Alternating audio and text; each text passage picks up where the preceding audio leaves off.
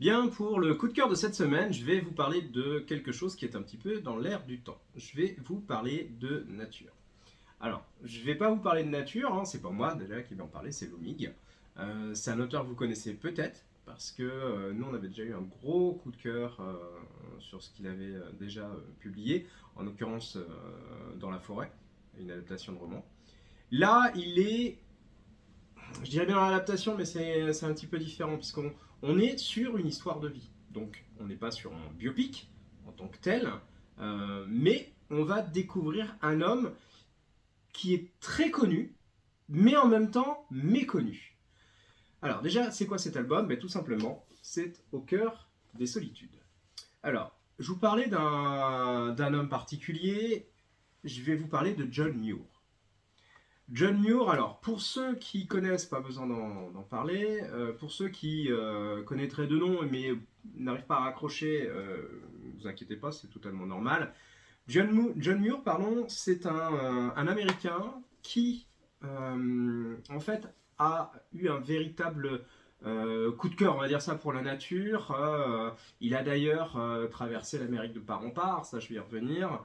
Euh, mais surtout, c'est pour beaucoup, alors, on va pas la faire dans le grandiloquent, mais c'est quelqu'un qui a fortement inspiré le mouvement écologiste moderne. On va pas dire fondé parce que c'est pas franchement le comment. Je suis pas sûr qu'on puisse vraiment lui coller cette étiquette-là. En tout cas, l'un des plus grands mouvements américains à l'heure actuelle, une société, a été fondée par lui. Par contre, ça, c'est une vérité.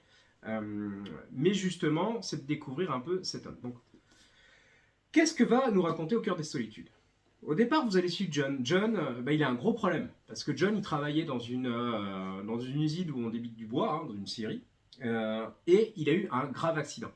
C'est-à-dire que lorsqu'il réparait un engrenage, avec sa lime, il était en train de faire des choses. Et puis, la machine redémarre. Et la lime part comme une balle.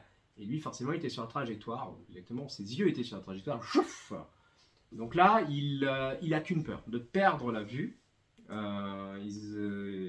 D'ailleurs, après quelques temps de convalescence, il y a encore un œil qui a du mal à voir. Et là, il décide de faire un virage à 180 degrés. C'est-à-dire que ras-le-bol de cette vie où on se noie dans le travail, on est pressuré par le travail, ou le travail, etc. Il veut vivre de ce qu'il aime, la nature, la botanique. Et il décide de prendre son baluchon, on va dire ça comme ça, et de partir sur les routes pour justement aller à la rencontre de la nature, aller découvrir les grands espaces. On est quand même en Amérique, hein, le pays des grands lacs, le pays maintenant des grands parcs. Et ça, c'est pas sans lien avec lui d'ailleurs. Donc forcément, il y a plein de choses à découvrir. Et puis, il est passionné par tout ça. D'ailleurs, vous y découvrirez parfois des pages qui vous feront penser à du naturalisme, mais vraiment magnifique. Soit dit en passant, c'est du noir et blanc, mais avec un pointillisme fort. Donc tout ça, il décide d'y aller. Alors, vous allez me dire comme ça, bon, on va suivre une balade un peu à la Davodo quelque part. Hein. On retrouve un peu l'idée du droit du sol, ce côté réflexif, introspection. Alors, il y a un peu de ça, oui.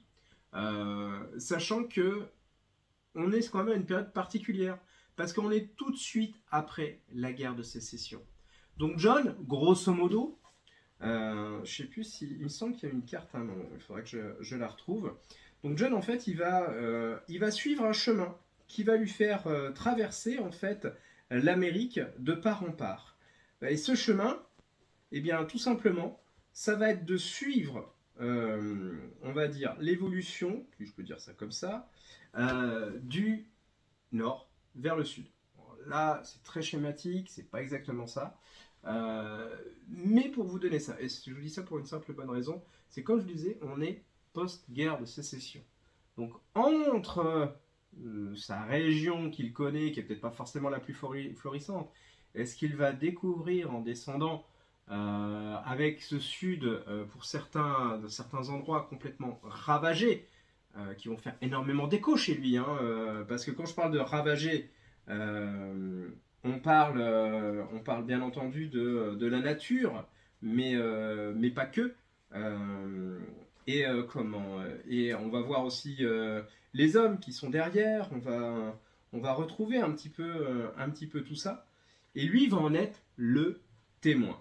Donc cette traversée de part en part, je disais de nord au sud, mais d'est en ouest aussi. Hein, d'ailleurs, je crois qu'il y a encore à l'heure actuelle des treks qui portent son nom, en tout cas ou des trials, et qui sont plutôt durs.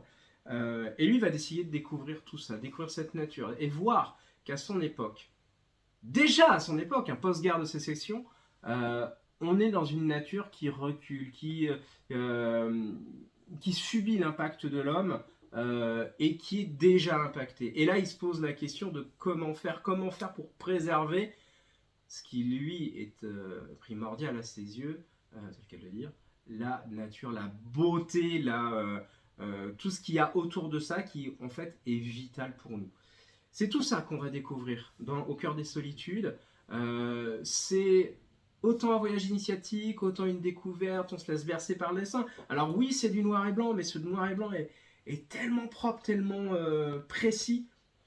Franchement, on retrouve beaucoup de choses. Vous découvrirez en fait petit à petit tout l'univers, tout ce qui entoure son histoire. On ne porte pas non plus un homme au nu, hein, c'est pas ça du tout non plus. Hein, c'est vraiment juste quelqu'un qui a décidé à sa petite échelle de faire quelque chose, ou en tout cas tout simplement parce que ça le touchait. Donc c'est beau, c'est un message d'espoir, on se laisse bercer, il y a plein de choses dedans, c'est vraiment magnifique. Donc c'est à découvrir parce que ça donne à penser, puis ça relativise pas mal, et puis on est très loin aussi du sempiternel effort de jugement qu'on veut toujours coller à l'étiquette écologie. Là, en l'occurrence, on est vraiment dans le proche. D'ailleurs, pour ceux qui veulent creuser, il y a un petit documentaire en plus à la fin. Donc, si vous voulez en parler, vous savez où nous trouver, hein, tout simplement. Moi, je vous souhaite de le découvrir. Si vous avez des questions, bah, toujours la même chose, hein, vous savez où nous trouver. Je vais vous souhaiter une bonne lecture. À très vite et à bientôt. Allez, au revoir.